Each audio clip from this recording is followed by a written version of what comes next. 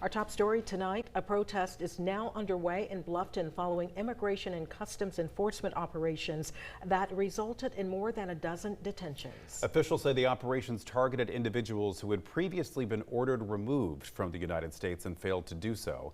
WSAV's Nakia Harris joining us now live from the scene with what residents are saying tonight. That's right. We're here exactly 1 week after that ICE operation. The crowd has dwindled down now, but I did speak with an organizer, and she says it's safe to say over 100 people were in attendance at one point. We do have some people back here still going strong, but I do want to show you some video from earlier. WSAV did speak with an immigration attorney who says she's heard from local families who have not heard from their loved ones since Friday. They fear they may have been taken into custody. Some say they believe their relatives were detained but still cannot find out where they are being held. And these two talking points really pulled at the heartstrings of these people that were out here earlier. People here are upset the Beaufort County Sheriff's Office was assisting in this operation. Also, advocates say the lack of information is fueling anger and uncertainty in the community. And many people tell me on and off camera, ICE has no place here. Here, so because other people can't be here. People come trying to get documents here, and ICE picks them up to prevent them from getting documents, which is, they're not criminals, they're hardworking people, and they're trying to do the best they can for their families. And organizers said whether someone was here for 30 minutes or 2 hours, it all still counted. I will have the full wrap up of this protest on News 3 at 11. But for now, reporting in Bluffton, Nakia Harris, WSAV News 3 on your side. Nakia, thank you. New at 6, a woman who escaped police custody after a chaotic arrest on Tybee Island is now back behind bars. 24-year-old Tanasia Watson is facing several charges, including public drunkenness and indecency, disorderly conduct, and escape. The charges stem from a May 25th incident on Tybee Street, where officials say Charles Chadson and Watson became confrontational with a Tybee Island police officer while he was investigating a separate domestic incident. When police tried to arrest Chasen, they say Watson interfered, exposing herself, and then relieved herself inside a patrol car. Now, both suspects were taken for medical evaluations, where Watson escaped through an unsecured door and remained on the run for more than a week. Tybee Island PD telling WSAV Watson turned herself in yesterday morning, and both suspects were booked into the Chatham County Detention Center. A local city council member facing DUI charges after a traffic stop in Liberty County. Hinesville City Council member Jose Ortiz was arrested last night and charged with driving under the influence. According to the Liberty County Sheriff's Office, he was initially stopped in Hinesville for not wearing a seatbelt shortly after 11 p.m.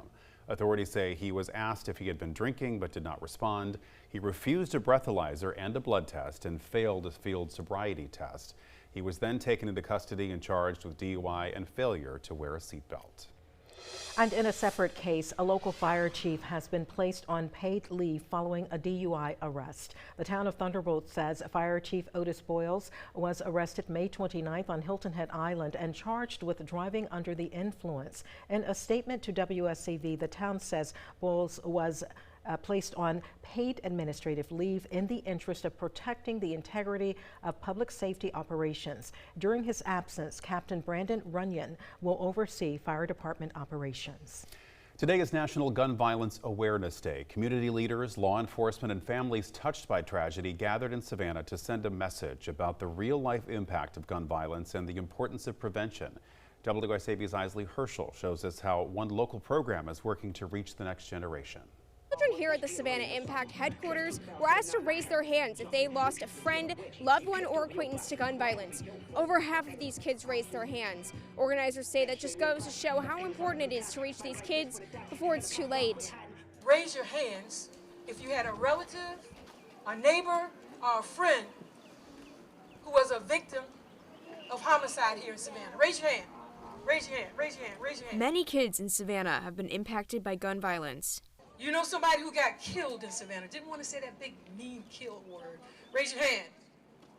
Now members of the community are coming together to teach them about the consequences that come along with gun violence. My oldest son was murdered due to gun violence. Tanaka Stringer lost her son in 2010. She says she's excited to see so many members of the community getting involved in this effort. It's different ways that we can also deal with these. It doesn't have to always be with a gun. There were games and food for the kids and community to enjoy, but the main purpose of the event was not forgotten. A mock funeral home setup was on display as a sober reminder of what is too often the result of gun violence. You see that casket over there? Yeah. Yeah, the funeral home. I'm hopeful that it has an impact.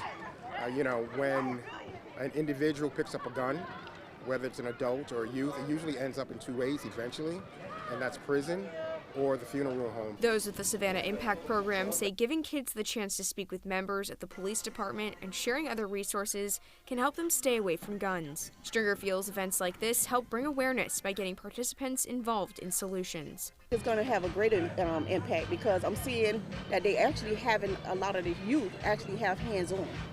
That's the most important part because you're not leaving them out now. This is the second year the Savannah Impact Program is hosting this event, and they plan to continue doing it for years to come to impact more kids. In Savannah, Isley Herschel, WSAV News 3 on your side. New at 6, 2 men, including the son of a Savannah City alderman, have been denied bond following their arrests in connection with an armed robbery investigation. Authorities say 21-year-old Keyshawn Leggett and 21-year-old Shakyle Robinson are each charged with armed robbery, aggravated assault, and possession of a firearm or knife during the commission of a crime. Police say the alleged armed robbery happened Tuesday evening in the 300 block of Bridgewater Drive. Following a first appearance in court, officials say both men were denied bond and remain in custody. Court records show a preliminary hearing is now scheduled for July 1st for both suspects. The South Carolina Law Enforcement Division is investigating possible misuse of Hampton County vehicles and fuel resources over the past 3 years. According to SLED, on May 20th, Hampton County requested an investigation into the sales, transfers, dispositions, and title records of county-owned vehicles, along with possible misuse of county gas cards and related financial handling dating back to January 1st of 2023. At this time, the investigation is active and ongoing. Officials say more information could be released as the case goes forward. A proposed change to building rules in the hog hummock community on Sapelo Island is moving to the next step in the approval process. The McIntosh County Board of Commissioners voted to send an updated hog hummock zoning district ordinance to the Planning and Zoning Board for review. The main change would reduce the maximum allowed size of a home from 3,000 square feet to 1,800 square feet under roof, meaning all covered and enclosed areas of a structure, including garages, carports, and covered porches. Now, the Planning and Zoning Board will hold a public hearing to gather feedback on the proposal.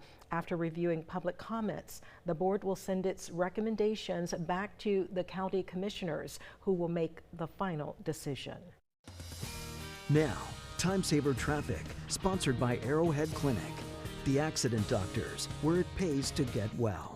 Well, for our Friday commute, we've had a lot of green on the traffic map over the last hour or so that is good news, and nothing weather-wise to slow us down. Drive times heading out of the city to the major destinations are all pretty close to normal, right at an hour from downtown Savannah to Hilton Head, 25 minutes to get down to Richmond Hill. As far as heading into the weekend, we will have a mix of clouds and sunshine. Temperatures get a bit hotter and conditions will become more humid, and that will eventually fuel some shower and thunderstorm chances early on next week. We'll talk about that coming up in just a few moments.